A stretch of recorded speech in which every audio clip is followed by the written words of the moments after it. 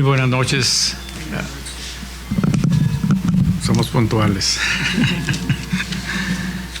Con la muy honrosa representación del maestro Adalberto Ortega Solís, que como ya deben de imaginarse, por cuestiones de recomendación médica no nos puede acompañar el día de hoy.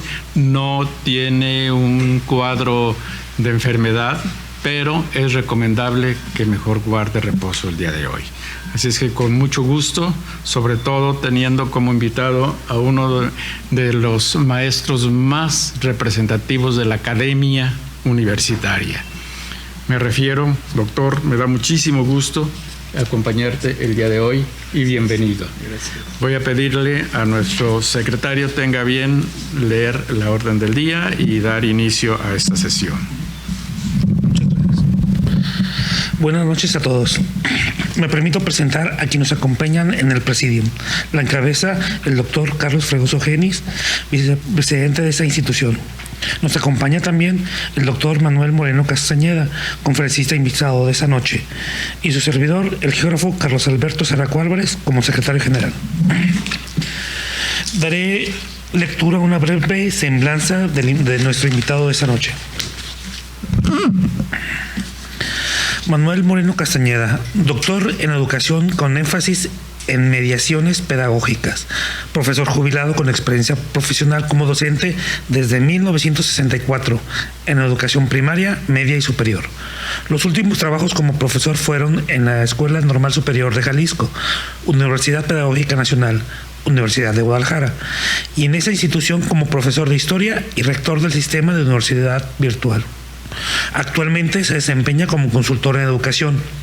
Estudia historia de la educación y como consejero del Espacio Común de Educación Superior en Línea de la Unión de Universidades de América Latina y el Caribe, UDAL. Autor de libros. La enseñanza también tiene su historia. El Instituto Federal de Capacitación del Magisterio. Nuevos rumbos para la educación. Por una docencia significativa en entornos complejos y por una pedagogía regenerativa y significativa. Y la colaboración como estrategia para el desarrollo de modalidades académicas flexibles en educación superior de América Latina. Es conferencista a nivel nacional e internacional con temas sobre la educación a distancia, formación de docentes e historia de la educación. Entre sus reconocimientos destacan honoris causa de la Universidad Virtual del Estado de Michoacán, honoris causa de la Universidad Los Ángeles de Chimbote de Perú, premio por la vida y obra en la Red Europea y Latinoamericana de la Educación Continua, reconocimiento de la Asociación Universitaria Latinoamericana, reconocimiento conjunto de la Unión de Universidades de América Latina, UDAL, y del Instituto Latinoamericano de Comunicación Educativa, a la cual cedo el uso de la palabra. Doctor, por favor. Bueno, pues muy buenas noches. Voy a trasladarme para... Muy buenas noches. Muchas gracias a la Sociedad Mexicana de Geografía y Estadística por la invitación. Realmente para mí es un gran gusto y un gran honor estar con ustedes y tratando este tema que para mí ha sido el más interesante de lo que se me ha ocurrido estudiar en mi vida. El tema que trataría es algo que me ha inquietado desde que empecé a ser profesor allá como en 1964, cuando empezó una de las que yo considero más grandes reformas educativas que ha habido en México, que es la del plan de 11 años, ¿sí? Con uno de los secretarios que todavía añoro tener un secretario de ese nivel, que era don Jaime Torres Bodet. Bueno, en ese tiempo empecé mi carrera, incluso mi título de profesor. Sí, entonces me va a hacer falta. Bueno, incluso mi título de profesor de primaria, con mucho orgullo lo tengo porque lo firmó don Agustín Yáñez. O sea que no sé si aprendí mucho, pero la firma de don Agustín ahí está. Dada la complejidad de los procesos educativos, son múltiples y muy variadas las dimensiones que se le pueden ver y estudiar. Si a esto unamos la gran diversidad de perspectivas desde las que estas dimensiones pueden ser vistas y estudiadas, esa complejidad se acrecienta, razón por la que creo conveniente aclarar las dimensiones en que me enfoco y las limitaciones de mi punto de vista. Dentro de esta complejidad veo que la educación es un proceso que tiene muchas dimensiones y por lo tanto muchas perspectivas desde las cuales puede ser vista.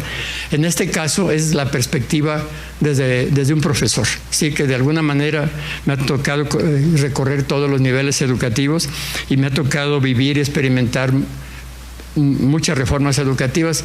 Nunca sé decir qué número, porque algunas no acabo de considerarles reformas, aunque les hayan dicho reformas, pero me tocó vivir por lo menos dos muy importantes, que fue la del plan de 11 años, la reforma de los 70s y ya como formador de profesores, ya no en educación básica, la reforma del salinismo.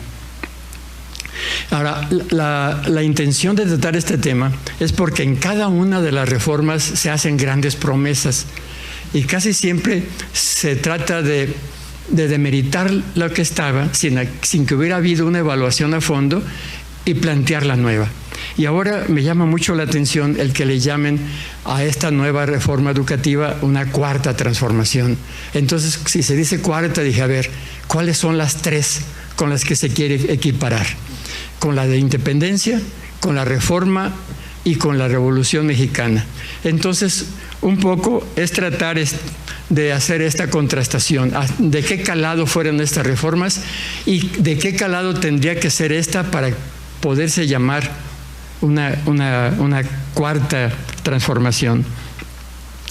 En esta disertación, por lo tanto, veo por una parte, a partir de la política federal vigente que dice estar en esta cuarta transformación, qué se logró con la independencia, qué se logró con la reforma y qué se logró con la revolución que se arrancó en 1910. Y a partir de la contrastación de lo ocurrido en estas tres transformaciones y la actualidad del sistema educativo mexicano, me cuestiono qué acciones y de qué calado debieron realizarse en una cuarta transformación que fuera equiparable a las tres anteriores. ¿Qué desechar? ¿Qué recuperar? ¿Y qué crear? Esas son las tres preguntas que estarían de alguna manera presentes en la plática. ¿Qué hemos hecho o dejado de hacer para ser lo que somos? ¿Qué debemos de hacer o dejar de hacer para llegar a ser lo que deseamos? ¿Qué deseamos? ¿Qué nos es común y diferente a las mexicanas y los mexicanos? ¿Qué podemos aprender de la historia de la educación? En primer lugar, esta pregunta que todos los profes de historia nos hacemos alguna vez, ¿es realmente la historia una maestra de la vida? Pero es como todas las que ejercemos la docencia, depende de los estudiantes. O sea, desde este punto de vista, la mediación pedagógica no es una función del docente, es una interacción entre personas. Entonces no puede darse de un solo lado, tiene que haber una interacción. En este caso, que estamos hablando de un sistema educativo nacional y de sus organizaciones, mi pregunta es, ¿hasta qué punto el sistema educativo nacional y las instituciones que se hicieron para que la gente aprenda, saben aprender? O sea, ¿realmente el sistema educativo, las universidades, las escuelas, colegios, institutos, saben aprender? ¿Han aprendido algo a través de la historia? ¿Aprendieron algo con el COVID? Cuando a veces veo que están más preocupados por contenidos irrelevantes perdidos que por los aprendizajes que se pudieron haber logrado. Y de pasada vemos que entre las causas y factores de los cambios educativos a veces no son de tanta fuerza las políticas y estrategias como en este caso fue la pandemia. O sea, el COVID nos hizo cambiar más la práctica docente que miles de cursos de capacitación y que toda la tecnología y millones de pesos gastados en aparatos.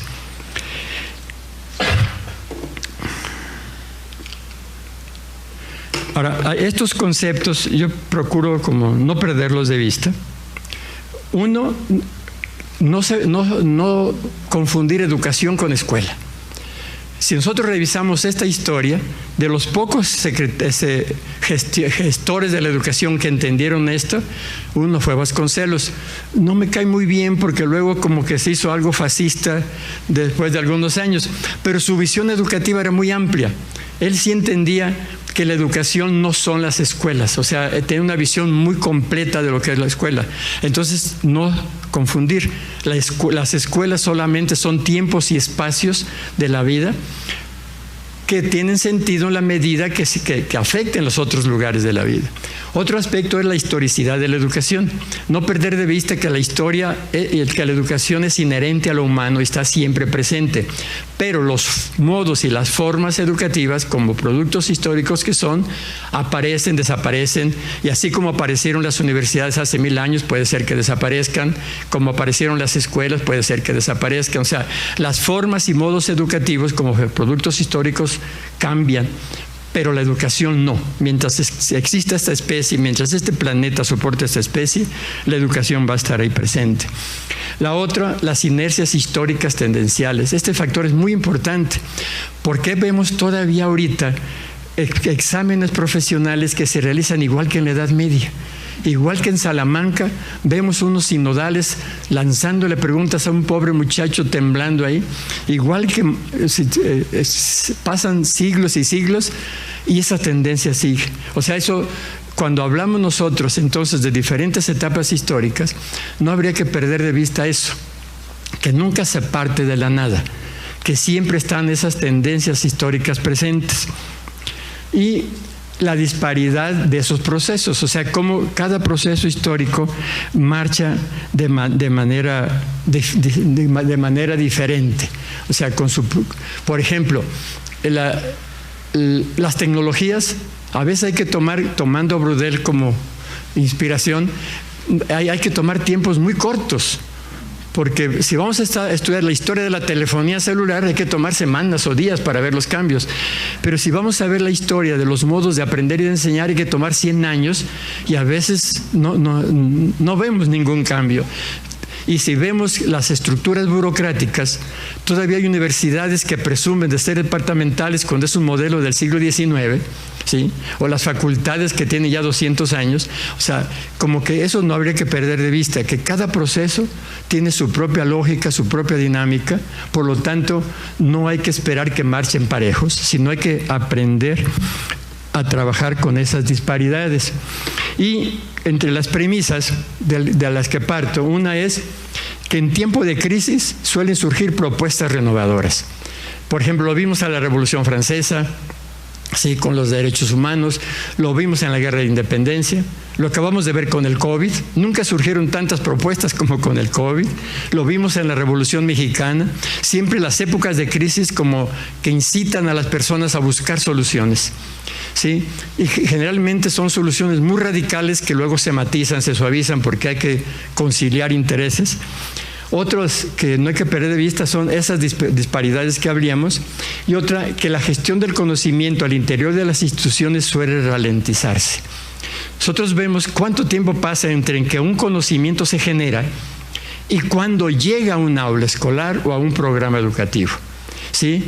Por ejemplo, hay instituciones que cuando de casualidad el encargado del currículum lee algún texto con algún conocimiento nuevo y se le ocurre proponerlo en la academia lo propone el departamento la división y el consejo y las consejos, bueno, pasan por toda la burocracia de las instituciones. Ya cuando el conocimiento por fin llega a aprobarse, ya se hizo viejo y ya no sirve para nada.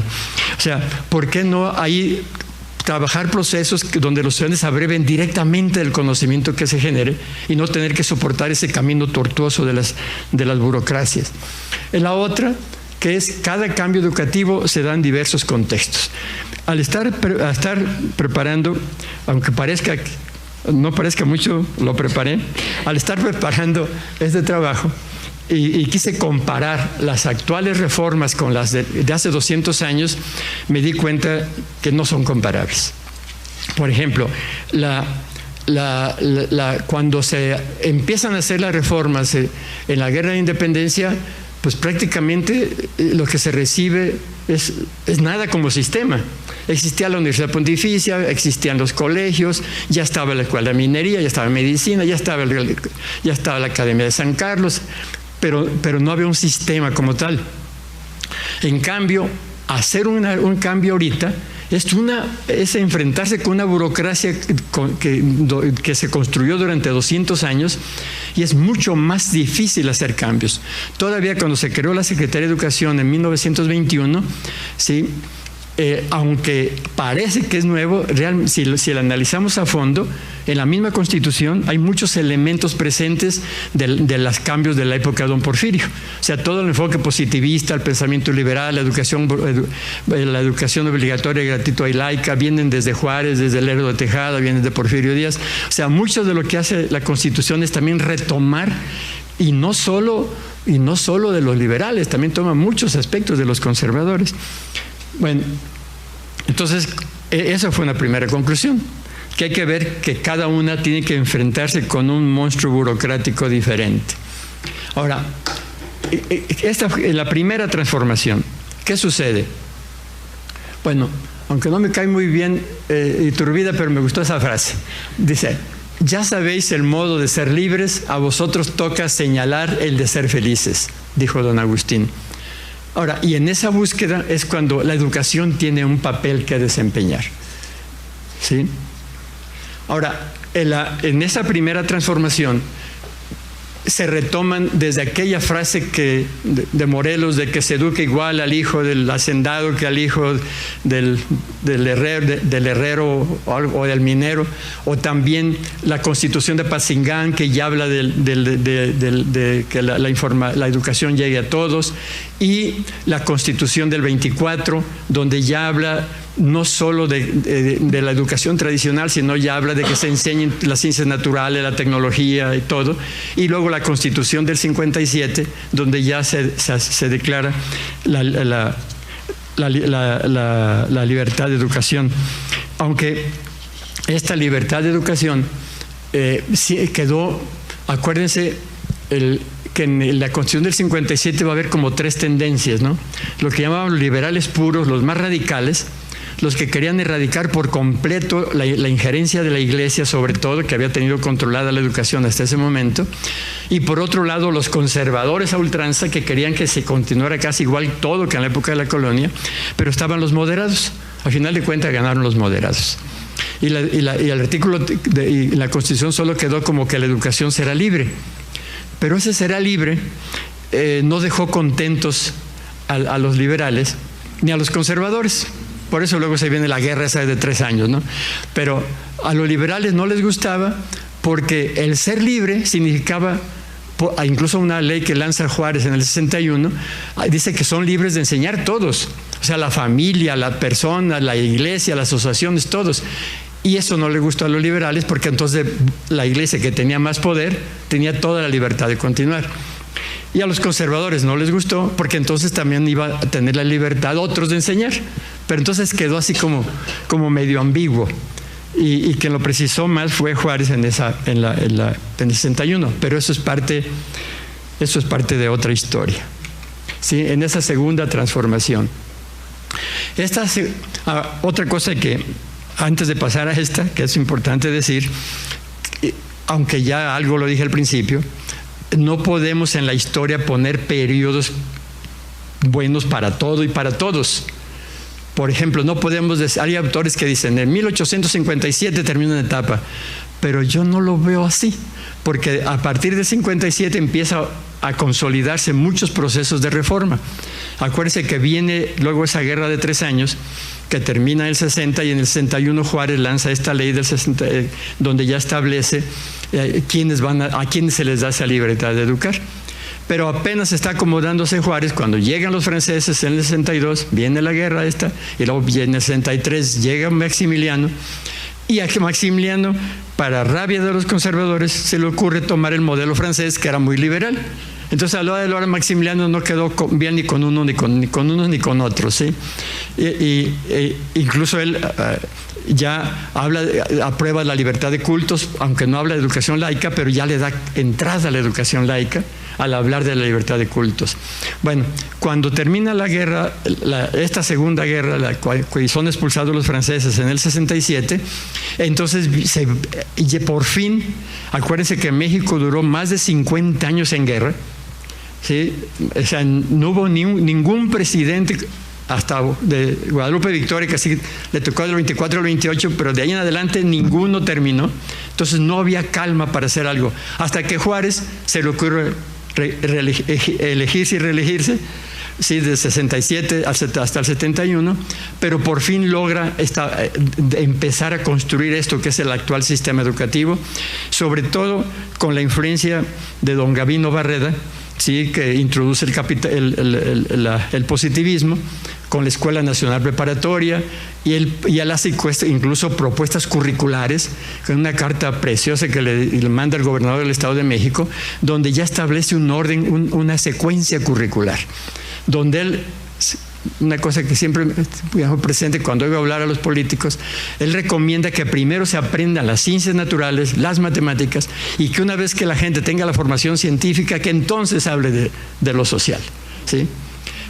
Claro, este enfoque va a la exageración, porque luego forma toda esa casta que durante el porfiriato llamaron a los científicos. En ese tiempo todo el mundo hablaba de ciencia, de modernidad, pero además de la preparatoria se fundan las escuelas normales, la de Jalapa, que fue de la primera, la Nacional de México, la de Toluca y la de aquí de Jalisco en 1892. Y luego Justo Sierra separa la Secretaría de Instrucción de la de Justicia y se crea la Secretaría de Instrucción Pública, donde ya empieza a establecer la educación obligatoria, gratuita y laica.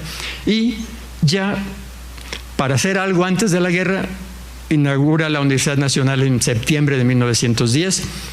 Y es precioso ese discurso de Justo Sierra, ¿sí? Entre otras cosas dice que esa universidad no es, que la pontificia no es su antepasado, es el pasado.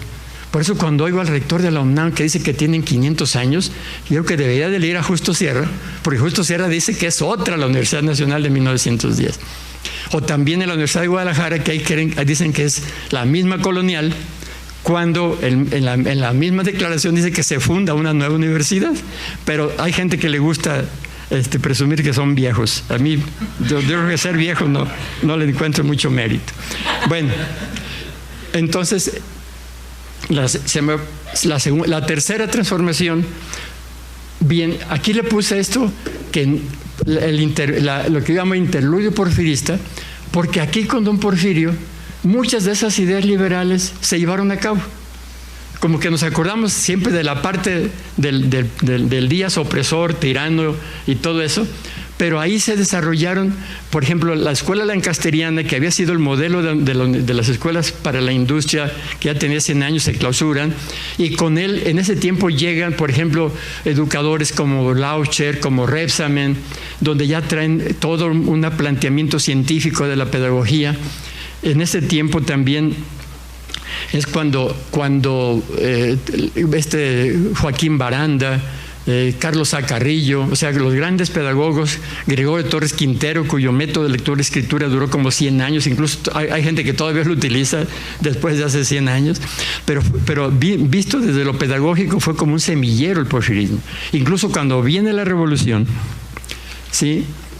Muchas de las ideas se retoman. Por ejemplo, lo último que hizo don Porfirio, ya casi corriendo al tren para tomar el barco rumbo a Francia, fue la creación de las escuelas rudimentarias. Pero eso ya no le tocó como empezarlas a este señor de la Barra, que él se quedó mientras huía don Porfirio, y ya no tuvo tiempo de echarlas a andar. Las echan, se acuerdan, don Porfirio se va en mayo del 11, y luego ya llega luego Madero y eso, y no las del coche a andar. Pero la idea de las escuelas rudimentarias, que era fundar escuelas para el medio rural, por lo menos se les ocurrió. Y eso fue lo último que sucedió en el porfiriato. Pero ya muchas de las cosas que se habían trabajado durante el liberalismo ya estaban ahí y se toman en la revolución que revolucionó la educación. Aquí sí hay un cambio estructural, ¿sí? Porque hasta 1917 la educación estaba al cargo de los municipios y de los estados. Y la federación solamente se encargaba de la ciudad, del Distrito Federal y de los territorios, que en ese tiempo eran Quintana Roo, Baja California Sur y Nayarit, que eran pero todos los demás eran los municipios los responsables.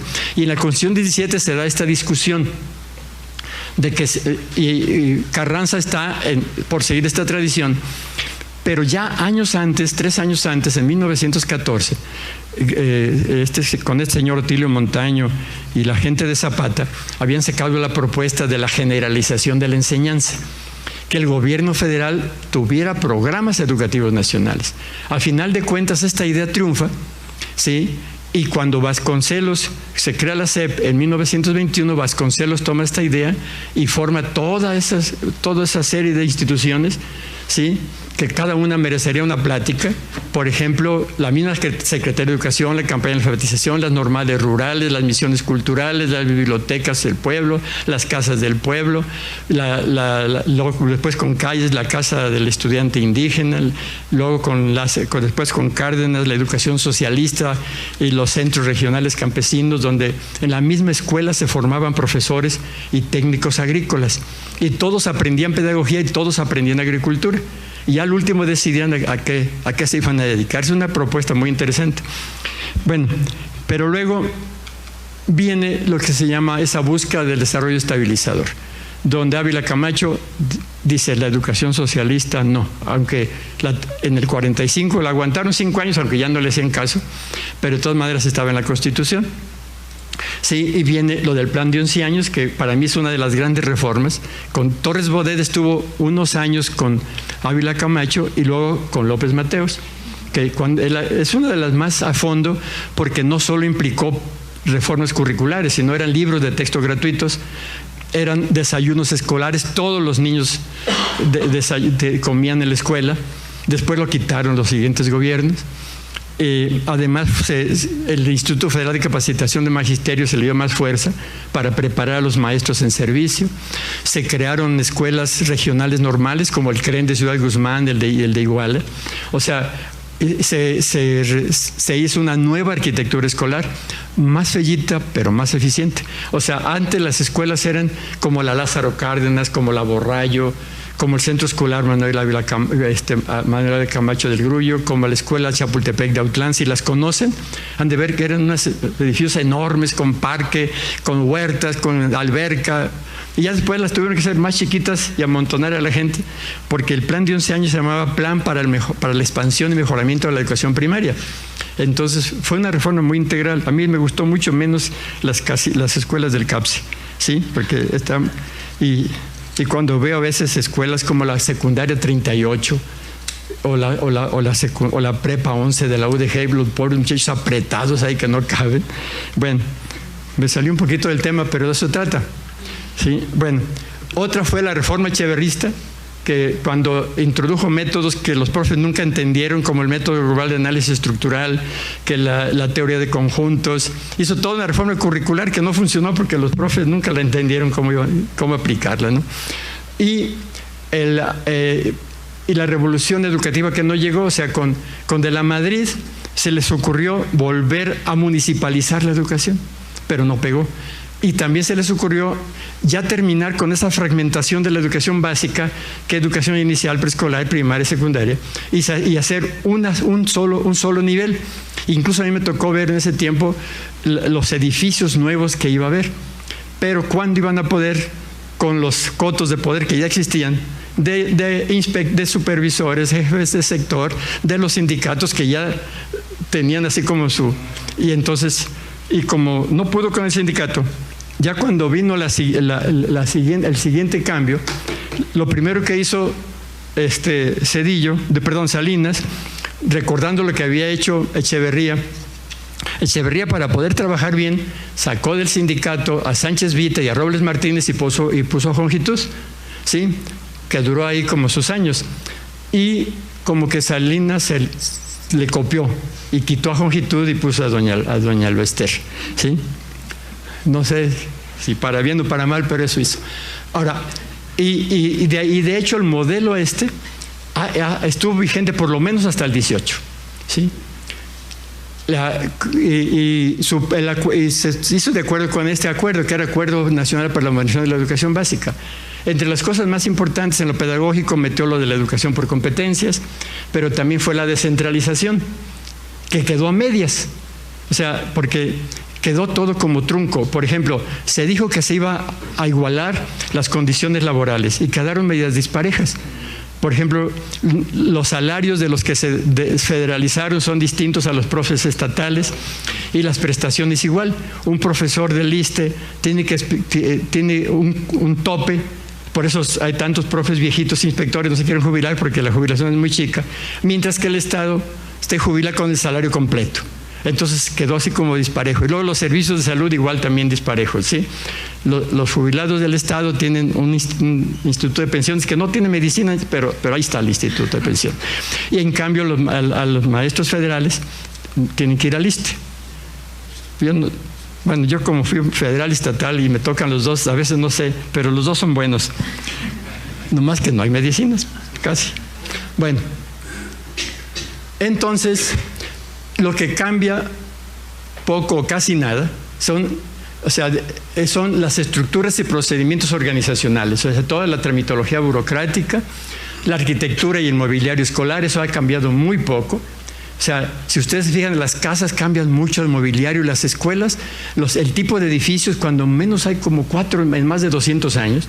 Los muebles, por ejemplo, las bancas esas largas duraron como 100 años, los pupitres esos que estaban pegados con la mesa y el asiento duraron también como 70 años, pero cambia muy poco. Tendencias a la homogenización, o sea, que todo sea igual, mientras que eso impide atender las diversidades. Pero siempre hay esa tendencia. Por ejemplo, una de las peores es y eso fíjense, lo estableció Maximiliano, de que los niños fueran a la escuela por edades. Pero si Vygotsky hace más de 70 años les dijo que aprenden mejor los niños cuando conviven con diferentes, y el sistema educativo sigue sentando los iguales con los iguales, a los niños de 6 años, y que tienes que aprender a leer a los 6 años. Así que si un niño aprende a los 4, creen que es un genio, y no es cierto. O si creen que aprende a los 7, creen que es un tonto, y tampoco es cierto. Son diferentes procesos de aprendizaje. Pero hay esa tendencia de homogenizar. Ahora, las visiones coloniales esas siguen. En aquel tiempo la visión era hacia la colonia, querer replicar las escuelas virreinales, y ahora es ver hacia el norte, ¿sí? Y viendo que los sistemas educativos copiados aprenderán técnicas, pero nunca, como decía Martin Luther King, no han aprendido a vivir en paz. Esos países a los que se copian los modelos son los más violentos, los que han asesinado más gente en el mundo. Y esos son los modelos que se siguen. O sea, que copiar a Harvard, no sé, pero siempre los modelos del norte, ¿no? O sea, sigue colonizada la educación. Bueno, gestión curricular y sistemas de evaluación académica, inequidad en las políticas, esa continúa. O sea, siempre los maestros más jóvenes son enviados a lugares más lejanos, y al CONAF envían chicos con muy buena voluntad, que le meten todas las ganas, pero son muchachos de prepa o algo así que los preparan en unas semanas, y los profesores y se les dedican menos recursos y menos dinero. O sea, esa inequidad sigue. La inequidad en los salarios. Mientras hay profesores que tienen que trabajar 48 horas metidos en el salón de clase con salarios miserables, ¿sí? Hay funcionarios ganando cientos de miles de pesos. Bueno, esas disparidades, esas inequidades continúan. Bueno, absurdos. Contar con diversas fuentes de información y conocimiento y continuar con planes de estudios cerrados y rígidos. O sea, contar con una gran variedad de ambientes de aprendizaje y continuar con la cerrazón áulica. Incluso ahora que se asustaron con la pandemia, todos querían ya regresar a las aulas, y era como un alivio volverse a encerrar. Yo a veces como profe de historia les decía a los muchachos, imagínense en el año 2500, o no sé, ojalá antes, van a decir, en el siglos XX y XXI, para que la gente aprendiera, los encerraban 5 horas en un aula. Imagínense. Y eso van a pensar de la gente de este tiempo. O sea, esta es otra, iba a decir idiotez, pero suena feo. Mantener sistemas de créditos académicos basados en horas de docencia, cuando el aprendizaje tiene sus propios tiempos. Eso que, o sea, incluso hay gente que da créditos por horas de docencia o cobran por horas de docencia, pero el aprendizaje tiene otros tiempos, no se puede medir así. Y menos eso absurdo de separar las horas teóricas de las prácticas. O sea, como que si cuando estás trabajando no pensaras, o cuando estás pensando está prohibido que muevas las manos, pero a eso se les ocurrió en una reunión de Tepic Alanuyes en el año 73, y ya pasaron sus medio siglo y Alanuyes no ha tenido quien se le ocurra poner las cosas de acuerdo. Bueno, que los estudiantes sigan cargando kilos de papel. Yo todavía hace unos años llevaba a mis nietas a la secundaria y como con 15 kilos de libros en la espalda, cuando todo cabe, casi toda la biblioteca cabe en una memoria USB. Mantener sistemas de control escolar, incluso a mí ese nombre me choca, de control escolar, cuando en lugar de eso debería haber sistemas de acompañamiento de las trayectorias curriculares. O sea, que lo sienten como un apoyo, como una ayuda en las trayectorias. Bueno, entonces, ¿qué significaría una cuarta transformación del mismo calado? Implicaría cambios radicales en su orientación social, en las políticas, en las estrategias, en la estructura y en la gestión organizacional. Y volvemos con las 3 preguntas. ¿Sí? ¿Qué desechar? O sea, ¿qué de lo que está ahorita no sirve porque duplica, porque no agrega valor? Por ejemplo, el otro día me decía alguien de que para titularse le pedían el certificado que la misma institución le dio. Porque para entrar a la licenciatura le pedían certificado de la prepa que la misma institución tiene. Dije, ¿cómo? O sea, ¿cómo es que agregan? O sea, como ir quitando todos los trámites que no agregan valor o que duplican.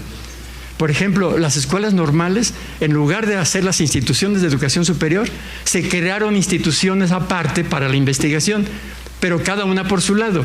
Entonces hay infinidad de dependencias haciendo lo mismo y algunas sin hacer nada porque ya la otra les está haciendo lo que les tocaba. Entonces, como que ahí se necesita como mucha voluntad política y mucha capacidad profesional, pero hay cosas que hay que desechar ya. O sea, pero que hay que recuperar y mantener, que hay cosas de valor que hay que reconocer que pueden continuar y que crear nuevo. Aquí está lo más difícil. O sea, así como se les ocurrió a nuestros antepasados crear nuevas instituciones, por ejemplo, en un tiempo las escuelas lancasterianas fueron una buena producción, porque iban acordes con la revolución industrial que ocupaba masivamente gente preparada, rápido. Pero ahorita siguen con los modelos lancasterianos. Cuando hablamos de una cuarta revolución digital, seguimos con modelos de la primera revolución industrial. Ahora, estas respuestas, ¿dónde están? Una, en la claridad en el ideal educativo y rutas para su logro, los contenidos y procesos de aprendizaje esenciales, las políticas y estrategias sociales articuladas, valor y capacidad para subvertir historias, mejorar estructura y gestión organizacional, personal idóneo en los diversos ámbitos y niveles del sistema. Por ejemplo, eso de que a los profesores les exijan casi hasta doctorado y los que dirigen la educación no les pidan ningún papel. O sea, cambios en la cultura educativa y pedagógica y superar obstáculos en las rutas hacia el ideal educativo. O sea, para esto también hay que tener claro que una cuestión es la educación, el ideal educativo, que lo podemos ver en el artículo 3, sobre todo esa versión del 45, donde habla, bueno, todavía conserva mucho de eso, cuando hablamos del desarrollo armónico de la facultad del ser humano, de la confraternidad universal, de la democracia como forma de vida. O sea, todo ese ideal, cuando lo volvemos a academia, ¿qué pasa con él? O sea, ese ideal educativo lo tenemos que meter en una organización, en una escuela, en una universidad, en un instituto. Lo tenemos que meter en un plan de estudios y en un libro y en un programa y en una planeación didáctica. O sea, lo vamos restringiendo tanto ese ideal que a veces no sabemos qué queda. Entonces, es como un triple, cuádruple o quíntuple salto mortal y a ver qué va quedando, ¿no? Bueno, ¿qué sí y qué no? Estos son de los grandes dilemas que siguen presentes. Por ejemplo, ¿qué es común y diferente en la sociedad mexicana? Entonces, ¿qué debe ser común y distinto en la educación? ¿Qué es y debe ser universal y qué local? ¿Qué homogenizar y qué diversificar? ¿Qué centralizar y qué descentralizar? ¿Qué es inmutable? ¿Hay algo que no cambia en educación? ¿Y qué debe de cambiar? La calidad, excelencia, satisfacción, ¿para quién? Por ejemplo, ese concepto de calidad y de excelencia sigue en el aire, porque ¿a quién? O sea, al final de cuentas la calidad es para satisfacer a quién, pero ¿a quién? A los organismos transnacionales, con los indicadores y esos rankings que nadie alcanza, y hay universidades que se sienten orgullosas con estar en el número 100, o sea, como que si eso era para sentirse bien, o sea, o es para satisfacer a los empleadores, o a los papás, o al estudiante, como que hay falta de claridad. ¿Calidad para quién? Ahora, ¿qué se hizo, dejó de hacer para llegar a donde estamos? Y repito, ¿y qué dejar de hacer para llegar a donde deseamos? Esa la repito porque... Ahora, posibles cambios. Organización y procedimientos administrativos. Regenerar funciones académicas. Gestión curricular y programación académica. Por ejemplo, esa programación que a fuerzas tienes que durar el tiempo que dice de docencia, cuando tú puedes necesitar un proceso de aprendizaje que dure 2 o 3 horas, en cambio se termina la hora y tienes que salirte del aula porque ya, o estás en un curso inútil, aburrido, y tienes que aguantarte metido ahí en la hora en que no estás aprendiendo nada. Pero esa manía de meter los contenidos de aprendizaje en los cuadritos de la programación académica es absurdo, o sea, pero se puede cambiar. Más que control escolar, decíamos acompañamiento en trayectorias curriculares, idoneidad del personal en todas las áreas y niveles, y propiciar condiciones para que los profesionales de la educación puedan cumplir cabalmente con su función. Hay un ejemplo que lo repito mucho. Por ejemplo, una alumna mía de historia, ¿sí?, trabaja en 3 secundarias, en 2 generales y en una secundaria técnica, es profesora de historia en las secundarias. Entonces, pero las 48 horas está metida en un salón de clase. Y le piden, de acuerdo a la nueva escuela mexicana, de acuerdo al proyecto, como es una metodología basada en proyectos, tiene que ser proyectos de aula, tiene que ser proyectos de escuela, y para ser proyectos de escuela tiene que ser trabajo colegiado, reunirse con sus compañeros. Y tienen que ser proyectos comunitarios, o sea, reunir a los padres de familia, hacer proyectos en bien de la comunidad. ¿A qué horas? ¿A qué horas se va a juntar? ¿Y a qué horas va a hacer los proyectos? Si tiene que andar corriendo de un lugar para otro. O sea, mientras no se modifiquen las estructuras y la gestión organizacional, cualquier propuesta pedagógica, por linda que sea, no va a prosperar. Y eso lo podemos ver en las preparatorias también. El único nivel que se escapa es preescolar, porque como ahí no hay horarios, y la primaria también puede ser salvable, pero las secundarias y las prepas son las que menos pueden con este proyecto. En educación superior se pudiera si hubiera un poco de más apertura. Ahí sería más fácil. Ahora, a propósito de transformar culturas académicas, estas preguntas, es si esto sería posible. Abrevar libremente de fuentes y procesos de conocimiento, o sea, que el estudiante directamente abreve de ese conocimiento. Dejar de ser prisioneros del origen, o sea, de que como así es, por ejemplo, los jardines de niño siguen siendo casi igual que cuando se fundaron en tiempo de doña Rosaura Zapata y doña Estefanía Castañeda. Para bien, pero las secundarias siguen con el mismo modelito. Las normales rurales, como Atequiza, siguen creyendo que están en el tiempo de la educación socialista. Y así se comportan, y creen. Y las normales del porfiriato, muchas se siguen trabajando igual como en el porfirismo. O sea, es muy difícil zafarse del modelo con que se fueron creadas. Ahora, desaulizar la educación, o sea, entender que el aula es solamente un espacio más y no pensar que sea el único, porque las programaciones académicas se hacen pensando en el aula. Docencia predeterminada y obligatoria o libre y optativa. Y se puede. Yo el último curso que di en la universidad, como ya lo di de voluntario, entonces hice lo que quise. Entonces, en lugar de tener horarios de docencia, se planteó el programa y los mismos muchachos dijeron cuándo necesitaban que estuviera con ellos. O sea, una docencia libre y optativa y significativa, el tiempo que fuera necesario para explicar algo, pero no exactamente 50 minutos, porque así marca el programa. Ahora, cambiar leyes, estrategias y planes de estudio sin cambiar las instituciones y la gente.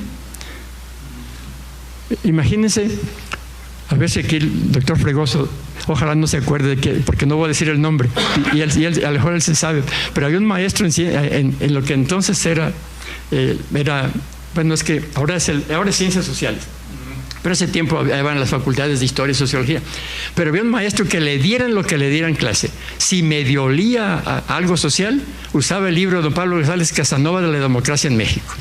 ¿Sí? Y nomás preguntaba, ¿y ahora cómo se llama mi curso? Pero él le valía. Y si olía como economía, era el desarrollo del capitalismo en México de Leopoldo Solís. ¿Sí? Sí. No, si sabes, no digas en voz alta. Pero esto tiene que ver, o sea, se cambian planes y programas. Por ejemplo, en educación básica, los mismos directores, los mismos inspectores, los mismos jefes de sector. Y no solo eso, los mismos funcionarios en la Secretaría de Educación. Yo me acuerdo que cuando aquí hubo el cambio del PRI a PAN, algunos amigos de las normales que eran directivos estaban asustados. Dicen, no, pues se nos acabó la chamba. Y no, con el Bebeto les fue mejor. O sea, siguieron todos en los mismos puestos. O sea que, entonces, yo no digo que no se pueda la gente actualizar. Claro que hay muchas personas que se ponen al día, pero hay que pensar si todos son reciclables y todos pueden dejar el pasado y poder trabajar en la nueva transformación. Bueno, estos son así como lo que siempre está constante, las disputas por la conciencia y la nación, y por la nación, lo que vemos todavía en los pleitos entre la Iglesia y el Estado, que cada reforma tiene que salir el cardenal Sandoval a decir sus disparates, ¿sí? Jaloneos entre centralizar y descentralizar, tendencias entre mantenimiento y cambio, entre homogeneizar y diversificar, las ideas educativas y pedagógicas permanecen y los cambios en los planes y programas. Pero entonces, ahora sí ya voy a terminar. La idea es entonces, ¿para dónde ver? Yo por lo menos diría que dejar de ver solo hacia afuera y al norte y ver hacia adentro y hacia el sur. También en el sur hay modelos pedagógicos muy interesantes y sobre todo adentro. O sea, cuando digo adentro es adentro de la institución. Muchas veces encontramos dentro de las universidades, dentro de las escuelas primarias, profesores con propuestas muy interesantes. Y a lo mejor impulsar esto desde abajo podría ser más duradero, ¿sí? Y podría ser más significativo que algo impuesto desde las élites de la dirección. E incluso hacia adentro de cada persona, porque cuando alguien llega con una nueva modalidad y no valora lo suficiente, entonces, y quieren imponer un nuevo modelo educativo diciendo al profesor, lo que tú sabes no sirve, hasta estratégicamente es malo. Cuando tú le dices a los profesores, oigan, es muy valioso la sabiduría que han acumulado, sobre esa sabiduría docente vamos a construir algo nuevo. Entonces, además de que se recuperan los saberes para construir saberes nuevos, emocionalmente los motiva mucho a los estudiantes, a los profesores, porque saben que se les está tomando en cuenta. Por eso yo insisto mucho en eso de que hay que ver más hacia el sur. Bueno, eso sería todo. No sé si hay tiempo de diálogo. Muchas gracias por su atención.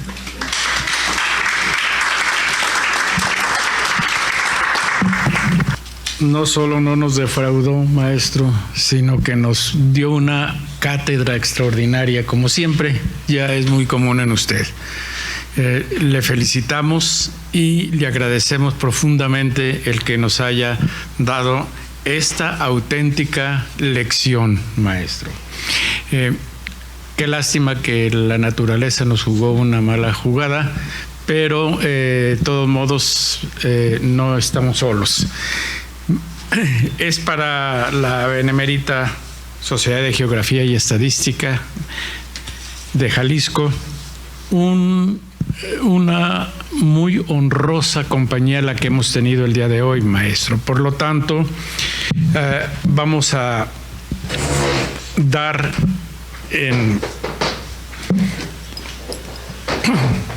nombre de la Benemérita Sociedad de Geografía y Estadística del Estado de Jalisco el reconocimiento al doctor Manuel Moreno Castañeda por su participación como ponente en las actividades organizadas por esta institución con la conferencia 3 Transformaciones Estelares de la Educación en México, que implicaría una cuarta, misma que se llevó a cabo en las instalaciones de nuestra casa sede, cumpliendo así con el objetivo fundamental de esta benemérita institución, que desde su fundación ha sido el estudio y la divulgación de la ciencia y la cultura.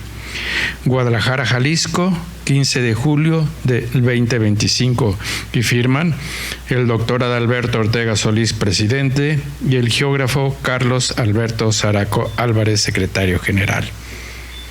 Muchas gracias y felicidades. Muchas felicidades.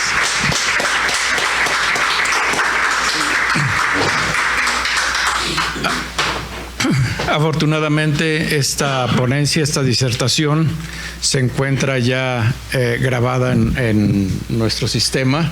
Por lo tanto, estoy seguro que muchos de nuestros consocios y público en general va a poder consultar su texto maestro. Y por otro lado, próximamente va a aparecer en la Gaceta de nuestra publicación de nuestra institución. Muchas felicidades nuevamente, y a ustedes los invitamos para que en el convivio tengan posibilidad de dialogar con nuestro ponente. Muchas gracias y felicidades, maestro. Por favor, al señor secretario. Muchas gracias, maestro. Agradecemos la presencia de nuestra expresidenta, la licenciada María del Pilar Sánchez Alfaro, por asistir esta noche, y a todos ustedes en esta caótica y lluviosa noche de hoy. Las siguientes actividades que tendremos: conferencia del capítulo juvenil, el ascenso y caída de Agustín de Iturbide a través de la comunicación pública de la Nueva Galicia, a cargo del aspirante al capítulo juvenil de Yair Rivelino Mercado Ibarra. Se realizará el próximo jueves 17 de junio en punto de las 20 horas. El próximo martes a las 22 horas, el próximo martes 22 a las 20 horas, conferencia el 15 de junio de 1924. Por la tarde, 14 personas murieron en una terrible y espantosa catástrofe, a cargo de nuestro invitado, el licenciado Octavio Jiménez del Arco. Para seguir conversando con el doctor, los invitamos al convivio que se ofrece en el salón de adjunto, no sin antes solicitarle a nuestro vicepresidente realice la clausura de esta solemne sesión académica.